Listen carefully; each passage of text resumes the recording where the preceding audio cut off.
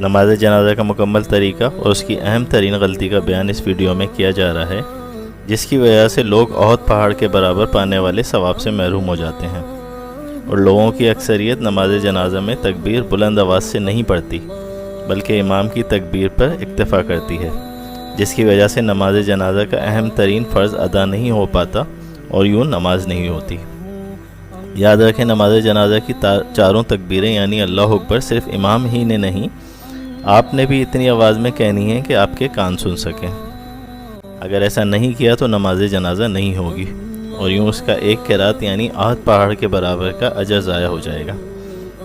اب نماز جنازہ کا مکمل طریقہ بیان کرتے ہیں تاکہ آپ درست طور پہ جنازے کی